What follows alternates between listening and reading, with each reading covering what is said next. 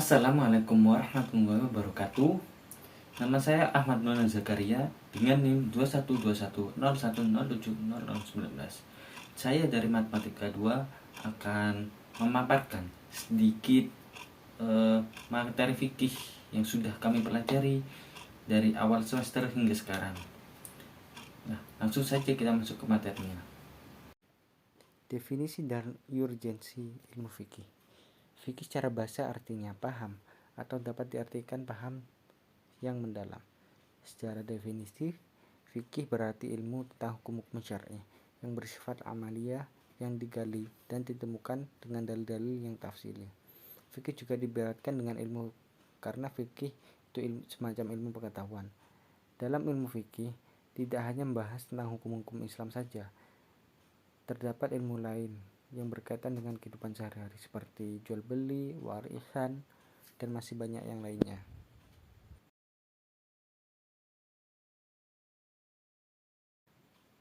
Urgensi ilmu fikih. Secara garis besar, Al-Qarafi berpendapat bahwa urgensi kaidah-kaidah fikih ada 3.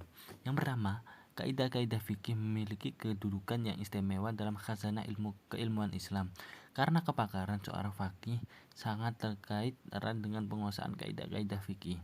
Yang kedua, dapat menjadikan landasan berfatwa. Yang terakhir, jadikan ilmu fikih lebih teratur sehingga mempermudah seseorang untuk mengidentifikasi fikih yang jumlahnya sangat banyak.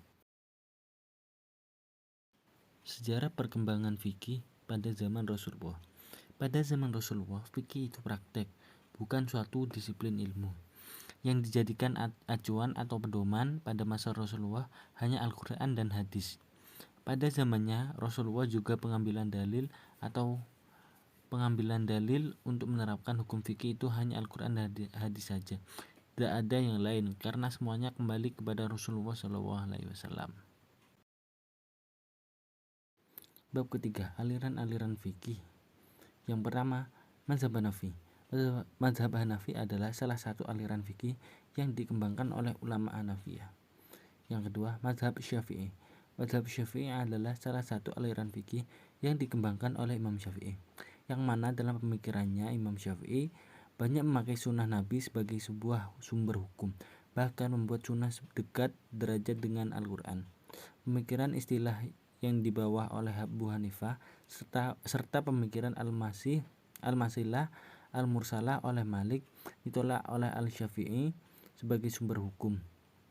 Dan juga dalam perkembangannya, Imam Syafi'i lah ahli hukum Islam pertama yang menyusun ilmu usul al-fiqh, ilmu tentang dasar-dasar hukum dalam Islam yang terkandung dalam buku Ar-Risalah. Bab keempat, taklid, talfik, dan ittiba. Taklid adalah suatu ungkapan yang mencerminkan sikap seseorang yang meniru atau mengikuti pendapat atau perbuatan orang lain tanpa mengetahui sumber hukum atau dalil-dalil serta apakah dalil tersebut kuat atau tidak.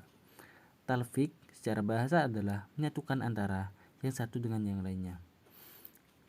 Kemudian ittiba adalah sikap mengikuti atau menerima sesuatu yang diperintah, dilarang, atau dibenarkan oleh Rasulullah SAW. Kemudian mazhab Hambali. Mazhab Hambali adalah salah satu aliran fikih yang dikembangkan oleh Imam Ahmad, yang mana dalam pemikiran hukumnya menggunakan 5 sumber hukum, yaitu Al-Quran, Sunnah, Ijma', Qiyas, dan pendapat para sahabat yang diketahuinya. Kemudian mazhab Maliki. Mazhab Maliki berpegang pada Al-Quran, As-Sunnah, Urf, fatwa sahabat, Ijma', Qiyas, Masalat, Mursalat, Ihtisan, dan Az-Zara'i. Bab kelima, sumber-sumber hukum Islam. Sumber-sumber hukum Islam terdiri dari 4 macam, yaitu yang pertama, Al-Quran sebagai sumber hukum utama. Yang kedua, hadis sebagai sumber hukum setelah Al-Quran, atau biasa disebut dengan As-Sunnah. Yang ketiga, Ijma' atau kesepakatan para ulama. Yang terakhir, Qiyas, menyamakan hukum yang memiliki nas dan tidak. Kemudian bab ke-6, sejarah 4 mazhab, perkembangan serta sebarannya. Yang pertama, mazhab Hanafi. Mazhab Hanafi merupakan mazhab yang paling tua di antara 4 Ahlus Sunnah wal Jamaah yang populer. Mazhab ini dinisbahkan kepada Imam besar Abu Hanifah An-Nu'man bin Sabit bin Zauti At-Tami Al-Kufi atau lebih dikenal dengan Abu Hanifah. Imam Abu Hanifah dilahirkan di Kufah tahun 80 Hijrah dan dibesarkan di Baghdad pada masa kekhalifahan Abdullah bin Marwan. Kemudian meninggal pada masa Khalifah Abu Ja'far Al-Mansur pada tahun 105 Hijriah. Imam Malik tepatnya pada tahun 93 Hijriah di Madinah dan wafat pada 179 Hijriah. Beliau merupakan pendiri dari mazhab Maliki. Kedudukan dari Imam Maliki memiliki dalam bidang fikih dan hadis itu sangatlah tinggi.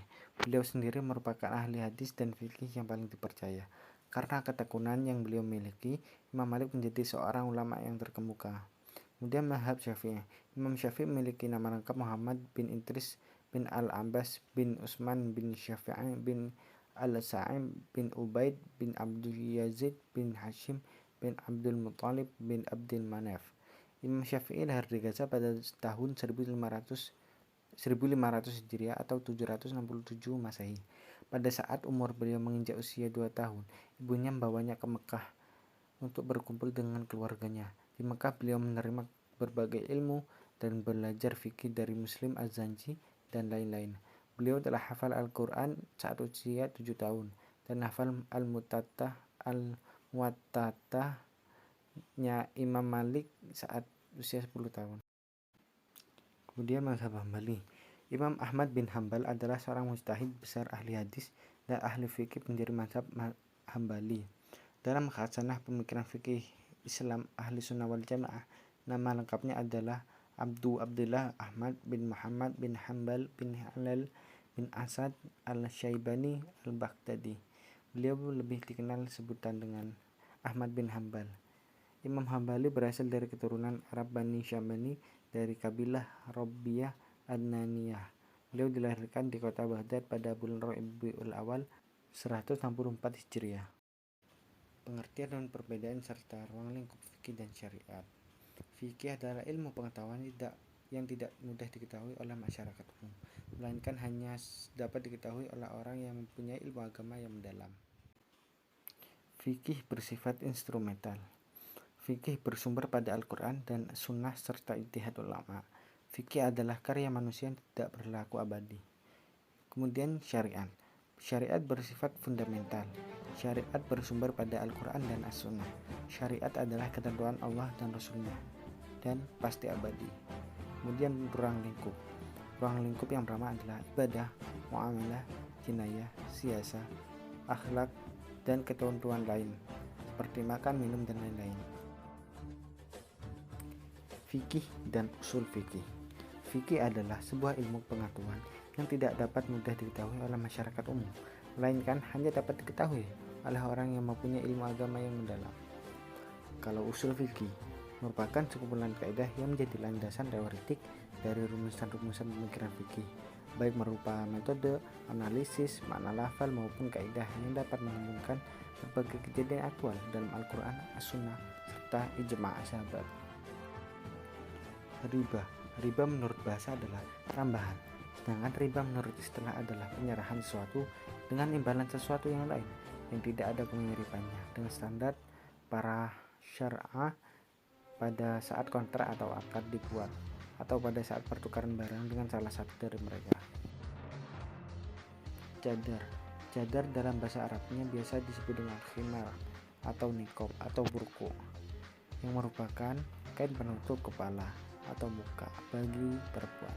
Sedangkan menurut Haya binti Mubarak Al-Bari, cadar dalam Islam adalah jilbab yang tebal atau longgar yang menutupi seluruh aurat termasuk wajah dan telapak tangan.